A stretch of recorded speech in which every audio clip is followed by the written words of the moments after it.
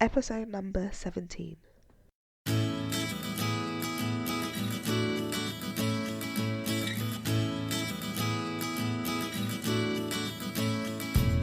You are listening to the More Than a Lawyer podcast with your host, Janine Esbrand. I'm here to help lawyers and mums to thrive in their careers and motherhood. I share tips, strategies, and inspirational conversation with awesome women to help you reduce the struggle in your juggle.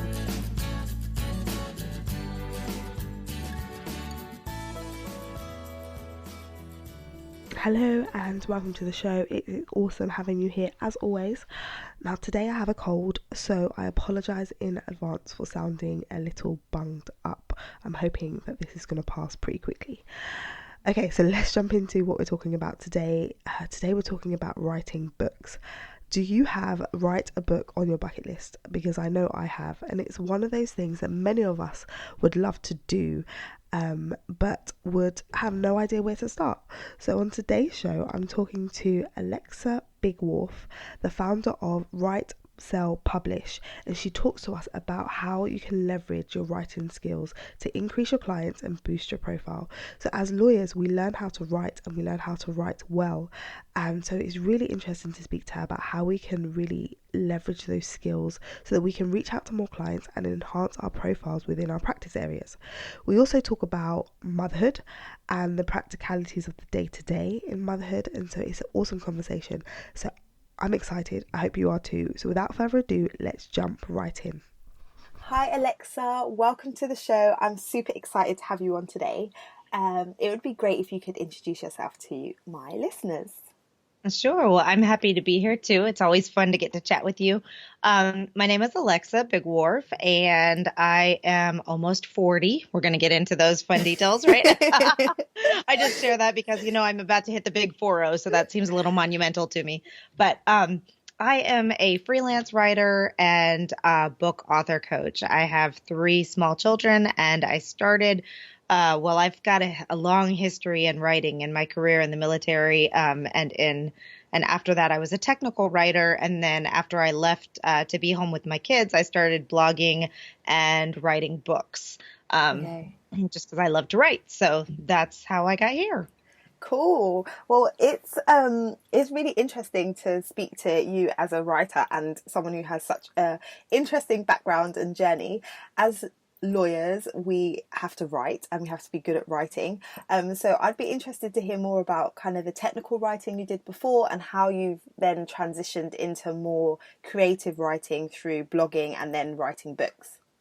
Sure. So when I was in the Air Force, I was a military intelligence officer. So I guess doing a lot of things I can imagine like lawyers do, briefings, daily reports. I did intel summaries and things that were very cut and dry analysis and things of that nature. So and then we would present those to our commanders, to our leadership, to all those kinds of things.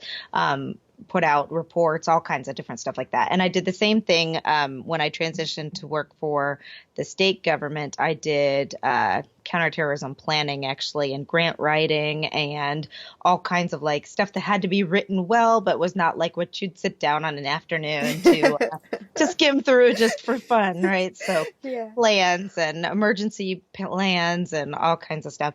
So, but actually I had always loved creative writing. And when I was a little girl, I wanted to be a writer. I wrote my own first book when I was 6. It was called My Unicorn. Oh. And, so I always had that desire in my brain, in my spirits, I guess, to be a writer.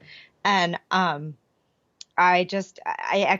what prompted me to start writing creatively was the loss of one of my daughters. And I started blogging to basically have a place to just get all of it out there that I needed to get out and to raise awareness of the syndrome that the girls had. And, all that stuff. So, and then I found, and my first book actually was a compilation. I wrote a good chunk of it, but I also reached out to other grieving mothers and included their stories in the book. And we put out a survival guide for grieving mothers. And I just found that I loved the opportunity to write and coordinate with people and collect information and research. And, there's so much that to tie it back to lawyers and what you can do with your writing, there's so much valuable content that you can use without having to write a fiction novel or something like that. And, I think about within trying to run a business. Well, I think about a lot of things, actually. I'm sure you have all kinds of different lawyers that, that listen to your show or that you interact with. But right now I'm teaching a course on how to make money writing, and there's so many legal implications. Let's just start at the beginning. Running your own business, what you need to know about having your own business, about trademarks, about this, about that, and then you get into the whole like copywriting issues and royalties, and how do I set it up so that my children will benefit from and how do I do my will? I mean, there's so many topics that a lawyer could write a book on that would be useful to entrepreneurs and writers and all sorts of stuff. That's stuff we don't even think about because we're over here, la, la, la. I'm writing my blog posts and doing this and that. And oops, I just used somebody's copyrighted image. Now what? Yeah. And I think as a lawyer, we're very, I was speaking for myself and maybe some other people listening, but you're very much focused on the work that you do in terms of the clients that come in the door and looking at their contracts. So I was corporate lawyer, so I would be working on mergers and acquisitions and helping people to buy and sell companies. But I guess from what you just said, I just thought actually you could really reach out to potential clients through your writing a lot more. So people, I don't think, really maximize blogging enough in the legal field, and realizing that you as an individual lawyer can really make a mark and carve out a niche for yourself within your practice as the person who is more connected with your clients, or you reach out to your clients because you really understand what they need, and then you offer them that information through writing. Absolutely. And I mean, especially in today's world, I mean, because what do you don't just like go to the I don't know what you have in England. In the States, it's use the yellow pages where you used to look up businesses. Okay, good. Well, you don't go to the yellow pages anymore. You go to Google and you say, say I want to buy somebody's company. How do I acquire blah, blah, blah. And then if you have a blog and you're writing on these topics and you're giving good information, you're the person I'm automatically going to reach out to first. Yes.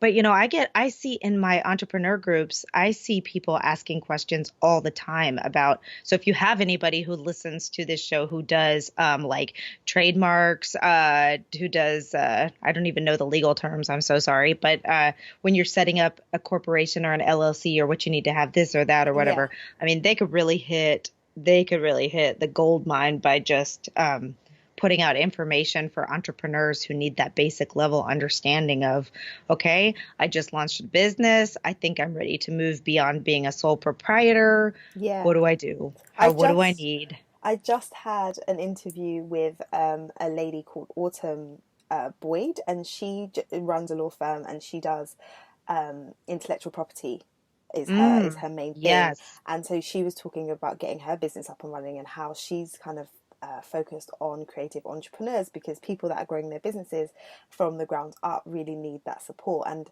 as a corporate lawyer, I working with some startup businesses, I could see how people are just at that stage where they have no idea what they need. So being able to really connect with them through writing in a way that they can relate to, because I know for a lot of people the legalese really puts them off, and it's hard to go to a lawyer who's then talking to you in a language that seems like it's not English because they're using all this terminology that you don't understand.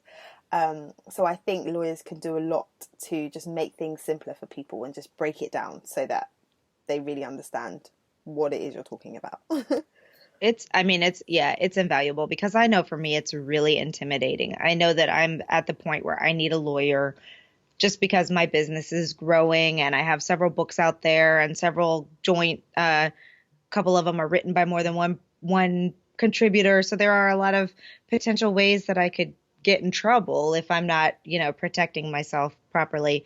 And I don't even know where to start. It's so overwhelming. I'm just like, okay, I'm just going to leave that for another day. Yeah, but if I, leaving it for another day though. Exactly. I know. And, I can just imagine, but when I do actually get to that point, I'm going to Google it. So if I can find a lawyer who's already talking about things, or I'm going to go to Amazon and I'm going to look for a book that's, how do I set up my LLC or, whatever. Yeah. So, I mean, there really is a lot of opportunity for writers, for lawyers who want to take their expertise and put it into an ebook. And when Yeah. you do that, come to me so I can help you format it and get it ready Yes. for you. I actually have a few ideas in my head for books. And so I wanted to ask you, what is the process then? So I have ideas. I'm like, okay, I can think of an outline, but I think the thought of writing a book just seems really overwhelming. You know, when you say I want to Mm. write a book, that's a goal for a lot of people, but it's something that they don't then take action on. So what's the first step you kind of take people through when you say, right, okay, you have an idea in your head, how are you going to get this out into a book? Well, it's interesting that you asked that because I'm actually getting ready to, in October, launch my very first group kind of book writing coaching process because of this very thing. Like, I know there's a lot of entrepreneurs or working women who have a book in their head and Mm-hmm. don't even know where to start. So we're setting it up to do exactly that, like to have a program where we give you step one. This week we're focusing on this. Step two, yada, yada, yada. But anyway, to answer your question, like it literally starts with sitting down with your outline, putting things, putting it together, or, putting, at least looking at the key things that you want to write about. It doesn't have to be in the exact order that it'd be in the book, but Mm-hmm. doing your research, actually getting the words on paper. And once you start doing it, that's actually easy because you know all the information. But Yes. for people, it's like going to the gym.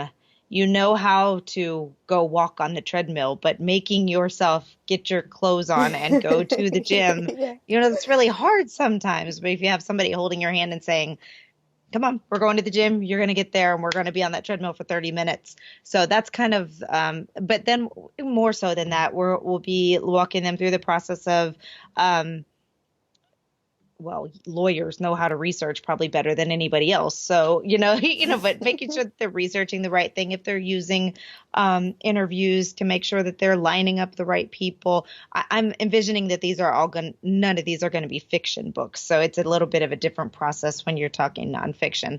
But then creating the buzz around the fact that you're about to launch a book, whether or not you need to be doing social media to. That's the thing, like with the book, it can get super overwhelming if you're trying to be like, gung ho, I'm going to Yes. market it, all this kind of stuff. But, just fun ways to set up groups and get your fan base or your clients or whomever involved.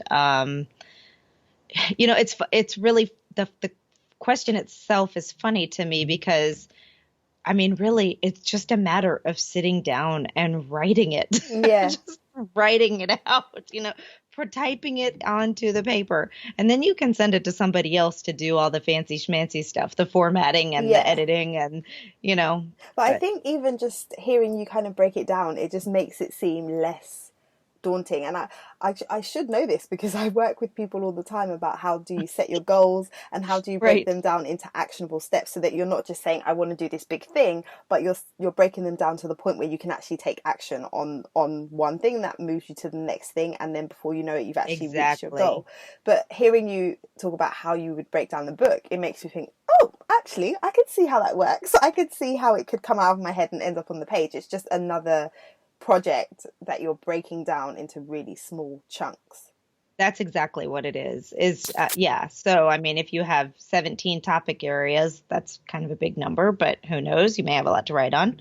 You don't think about the whole book. You think about, okay, today I'm writing on how to grow tomatoes, and tomorrow I'll write on how to grow peppers, and tomorrow I'll write on, Yeah. whatever the next step is, or next week or whenever. And, trying to come up with a plan where you set those small goals. And even if it's like today, I'm just going to sit down and I'm going to write 250 words. That doesn't seem that bad. That's less than a whole page on a Word doc, Yeah. so looking Awesome. at it that way.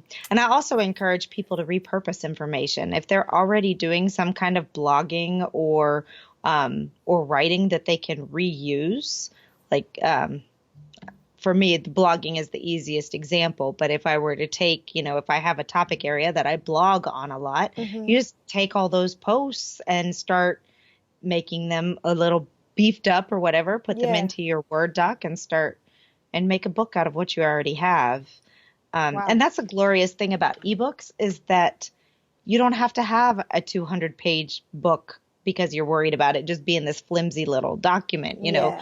A good ebook, if it can be a fantastic ebook and only be 20 pages long if it's got the information that people need. Yes. So, Yeah. yeah. Oh, awesome.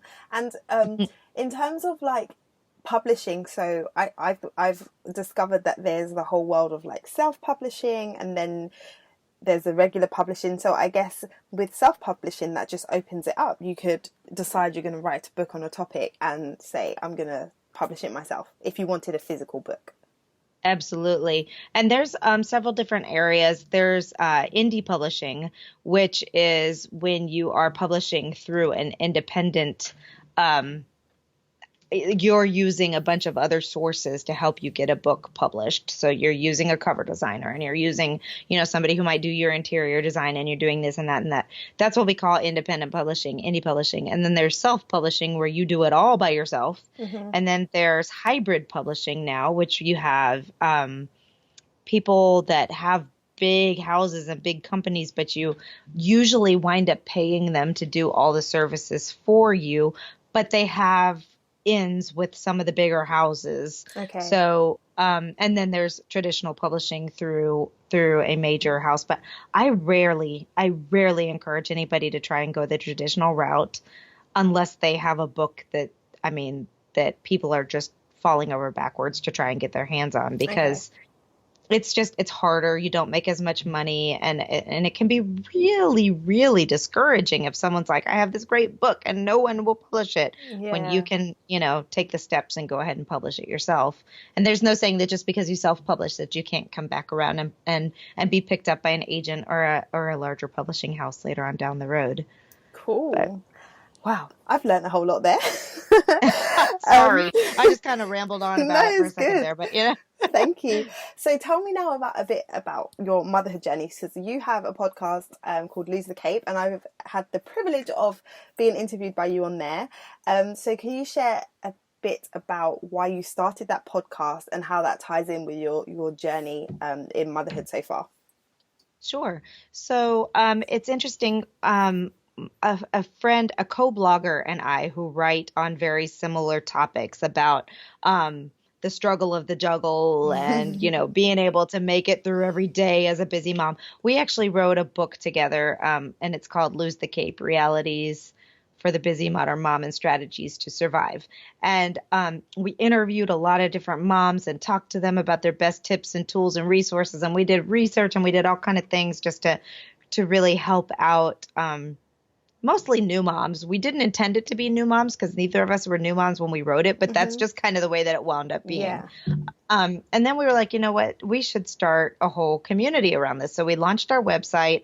And at the time, I was just like fascinated with the idea of a podcast, and I thought it'd be a lot of fun. So I started it, but I've been doing this for 2 years, and I think I just hit my 30-second podcast. So it was like very slow, but it's growing, and we've had so many guests recently that we're now actually going to start doing 2 a week. Oh, awesome. So yeah, we'll get to 100 quickly, doing 2 a week. But yeah, so it just it was just a lot of fun for me to interact with other moms. At first, I was a stay-at-home mom when I started it, and I was mostly talking to stay-at-home moms about how they made it through their day. Yeah. And then I started part-time working for myself, and then I went into full-on entrepreneurship. So now you kind of see how it's evolved into, it's mostly talking to full-time moms or part-time moms who are running their own business. Yeah. And it's just about how we get through our day and sharing, because we all have really crazy days. And I learn something every time about different ways that people handle situations, or different apps that they use to make life easier, or services that they use, or, so it's a lot of fun to interview. That's awesome. I love the whole community that comes out of it, because even me doing interviews on podcasts, I'm connecting with so many different people that I wouldn't otherwise connect with. And so I can imagine even doing the interviews for the book must have just been eye-opening, and then taking it to the podcast is awesome. So people should really make sure that they are building a community in some way, shape or form, because I think it's invaluable in motherhood, because there's so many different areas and so many different experiences and roller coaster rides within it. Exactly. And it made me feel a lot better because I mean, I think we all wonder if we're failing at being a parent or just Yeah. completely failing. And it just made me realize that, you know what, there are so many other moms who are much more like me than there are moms that are like June Cleaver or, you know, the Yeah. perfect mom who's got everything all done every day. And yeah, it's been a lot of fun to realize, okay, I am not alone in this struggle. Yeah, because there is I guess there's no perfection really, so it's managing everything is realizing that you can let go of some of the expectations and know that some days you're going to be really, really great in the motherhood role, and other days you're going to be really, really great in your role at work or in your business, and things just continue to shift around. It's not necessarily this balance that everyone seems to be striving towards, this work-life balance. It doesn't really exist. It's about integrating life Exactly. and making everything fit together, and know that things have to shift and you have to be flexible. That's exactly right. And that's where the lose the cape idea came from, is that we felt like, especially with all of the social media interaction and everything, we felt like there's such a pressure for moms to feel like they have to be this like incredible super mom, superpowers and all this stuff. And we're like, you know what? You're going to do the mom thing the way you do the mom thing. So don't try and have this super, I mean, unless your way of being a mom is being a super mom, because I know moms that deserve a cape. It's Yeah. like I don't know how you do it, but you know, more power to you. But for the most of us, it's like we're just surviving every day, and you don't have to try and live up to these crazy high expectations. Just do Yeah. the best you can. Yeah, I definitely need to get a copy of the book. I will put a link to it in the show notes, and I think Okay, I need to great. read it. So, Awesome. out of all of the interviews that you've done with people, then, is there any kind of one piece of advice that has really stuck with you or shifted your mindset, the way that you do things or the way that you think about things? I'm putting you on the spot Oh now. gosh. Yeah, well, you know, I mean, I really think that probably the best overall advice is that to just not sweat the small stuff. Yeah. There's so many, I mean, and when you think about and to really understand what the small stuff is in the big scheme of things. Mm-hmm. Like we talked to a lot of moms who had this is just a one example of just a horrible time breastfeeding. Oh And yeah, I can relate. yeah, and but they didn't want to go to formula because for people have made them believe somewhere along the line that they needed to breastfeed, that breastfeeding was only, you know, and just realizing that a happy fed baby is what's important, you know, Yes. and if it's not the way you envisioned it, that's okay. You can, you know, figure out something else. But what's important is what's right for your family. And, you know, obviously, if there's any kind of special medical needs or whatever, then you figure out what's right, not somebody else telling you what's right. And I mean, and we heard those kind of stories over and over and over, and that's just like what made me realize that we all have these ideas, and sometimes we just have to be willing to let go of them and realize that it's okay. The kids might be dirty, but they're alive and healthy. Yeah. So And the crazy thing is that we tend to develop these ideas before you're even in the role as a mother. So you just base it on what we base it on, what we read and what you see on TV. And so it's not based on reality in terms of your life, your situation, your child. So you have these exactly. expectations, but it doesn't match with, you know, where you're living and who you're living with. So it makes sense to kind of rejig those and reassess them after. Yeah, I totally agree. And it's so funny that you say that because that's exactly why we put together our second book, which is Oh, Lose oh the yeah, you've Cape. done loads of books. Yeah. Yeah. And the second Lose the Cape book was Lose the Cape, Never Will I Ever. And then I had kids. And it's a bunch Yeah. of those kinds of stories about all the things that we were like, I will never do blah, blah, blah. And then two weeks into parenthood, you're like, okay. And the baby's sleeping with us now, or, Yes. you know, That whatever. was so me. I was like, we got a co-sleeper for my son because I wanted him to be in with us but not in our bed. Now I was like, right, Right. he's going to stay in the co-sleeper. He's not going to sleep in our bed because then he's going to get used to sleeping in our bed and we won't get him out. He's Right. 17 months and pretty much every night he wakes up, he comes in our bed, and now he Yep. knows what he needs to do. Like he points to where he wants to go. and he refuses to go in his cot. So now I'm like, yeah, what I was saying back then was so not. Yes, exactly. And then you get to a point where you're just so desperate for sleep that you're like, I don't care where we're sleeping as long as exactly we're asleep. I don't care. Yep, same story here. I was not gonna co-sleep. Never, ever. All three of my kids wound up in our bed, sometimes in the same night. Oh So wow, yeah, that's a lot of people, a lot of bodies. yes, it is. And at that point you realize, okay, now nobody's sleeping, so we need to reevaluate how we're handling this. But yeah, it's fun. You figure it out along the way, don't you? Yeah, definitely. And that's the next question I just wanted to ask you, is how you found kind of adjusting to adding an additional child to the mix, and then how things are kind of changing as they get older. Do you feel like there's a big shift, or is it just really gradual? I'm just interested because I only have one right now. Well, the addition of the second child wasn't as monumental as the addition of the third child was. Okay. And there's a lot of reasons for that. But to start with, our second child was just easy.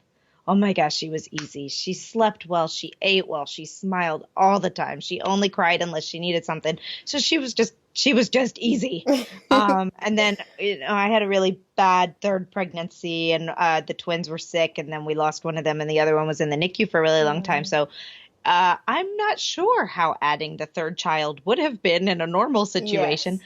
Probably still a bit challenging from what I hear from my other friends with 3 kids, because it throws off the balance, and now you're outnumbered as parents. Yeah, you don't have you don't have one parent to do one and one to do the other, and exactly. four hands that does everything. So 3 and more, I mean, it's, it has its different challenges, but in terms of like when they were all young, because there were only, I mean, at one point in time they were 4, 2, and a baby. And that was a lot. That was a lot. But you know what? Now we've graduated into the next phase, and they're 9, 6, and 4. Oh. And this is like the sweet spot of parenting, I think. It's just great. They're not teenagers or preteens quite yet. So they're not, we haven't gotten into those awful stages yet, but they're independent, and I'm not potty training or wiping anybody's butts, and they can for the most part do a lot of things on their own, and they help around the house, and it's just like,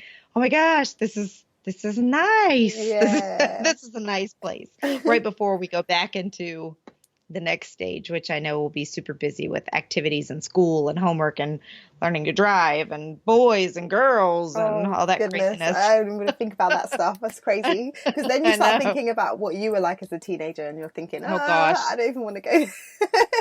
I was good. If my kids are like my husband was, you better just put me on some serious medication now, because he was not good. Because they do say your kids are worse. You get worse than you gave your parents, right? So we are in trouble if they go his route. Oh dear. Okay, let's hope it's not that. And then I'll be calling you saying, help, can you hook me up with one of your lawyer friends? I need help. Oh my goodness, that's so funny. So yeah, it's always so awesome speaking to you. What you just made me laugh. What would you say you're most excited about at the moment in terms of your business? Because it sounds like you're doing loads of different things. You talked about your course. I went on your website and saw that you've got a kind of write your book in 30 days boot camp, and you're doing all sorts. So what's the most exciting thing right now for you?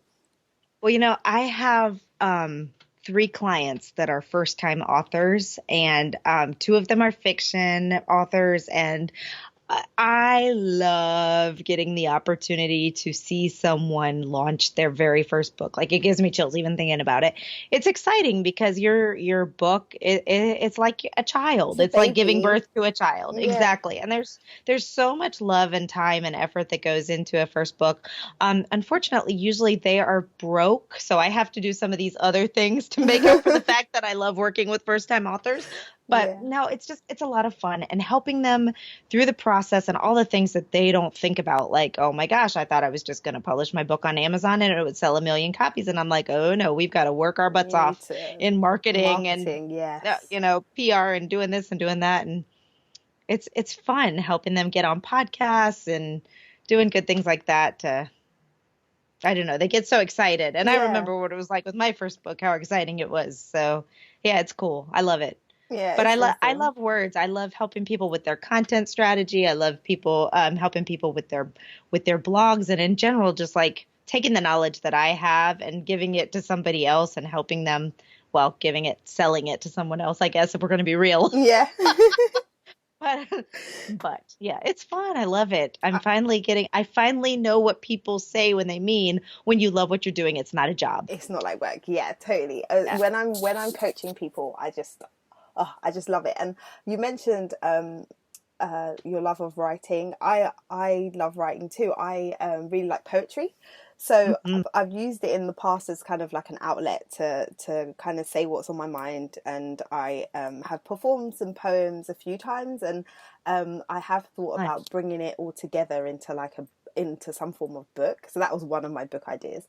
But I do think it can be so therapeutic. So even if you just keep a journal, I do that too, where you can just write and just get everything out of your head. Yeah. And to be able to then read back on that in like a year's time to know exactly what you were feeling and what you were thinking. I just think it's an amazing thing to do. So if people aren't journaling, I would so recommend that you start doing that at least. Definitely. And don't journal on your computer. Actually get a journal Yes. and write it, because I just read a study, not just, this was probably 2 years ago. It feels like but read a study about how much more therapeutic it is when you actually take pen to paper. Yes. I don't know why. I don't get the science behind it, but I No, mean, I can imagine it. I can understand that, because writing in my journal is different from just typing an email or typing something up. Right. Definitely. Right. So Yep. yeah, I think that's great advice. Okay, so if people want to connect with you, so if anyone's on here and they're like, yes, I want to write a book, but I don't know how, I need help. Alexa, how do you help them? Where can they go? Where can we find you? Tell us. So probably the easiest two places to find me are either Facebook. I have a Facebook page, and that's facebook.com/Alexa Bigwarfe, Alexa Bigwarf as in Frank E. And then my website, if the Big Wharf is too intimidating for you, the website is easier. It's just Write, spelled like writing, Write, Write, publish.sell.co. And there is no M. Everybody always asks, did you forget the M? No, I didn't forget the M. I just couldn't afford the com. But that's One day I'll get that com. I thought the CO was just the new thing, because I've seen so many people with CO recently. So I thought that was like, com is so last year and CO is so this year. Well, that's what we're going to go with. Yep, that's the story we're going with. Co is the new thing. Awesome. Okay. Oh, it's the new black. Okay, so I'll put the link to the website and to your Facebook group in the show notes. So thank you very much. But yeah, it's been awesome catching up with you and for you sharing. So I definitely have a book in me, and I will be coming to you when I'm ready to unleash the book and get out of paper. So, I look forward to helping you. Oh, thank you so much for your time. Thank you. Thanks. Are you feeling inspired? Are you ready to write that book now? In 2017, I am going to work on getting mine out of my head and onto the page. Just speaking to Alexa just made me realise that yes, just as many other things that seem really daunting and difficult, breaking things down into actionable chunks can absolutely make things happen. So if you have been wanting to write a book, or wanting to start a blog, or wanting to just get more creative with your writing, then I hope listening to Alexa has inspired you to do more to make that a reality. It's great to learn that the writing skills that you have learned, that you've developed over the years, can be used in different ways to enhance and complement the work that you already do. If you know that you want to do this but you need help and you want to connect with Alexa, I will put the link to her website and the Facebook page in the show notes. So head over to lightboxcoaching.com/episode 17 and you can grab the links there. If you enjoyed this episode, I'd be really grateful if you would head over to iTunes and take a few moments to leave a review. It will help more women just like you to find this show and join in the conversation. So that is all from me today. I am going to go and get myself some honey and lemon, try and kick this cold, and I look forward to connecting with you in the next episode. Until then, take care of you and take care of your babies.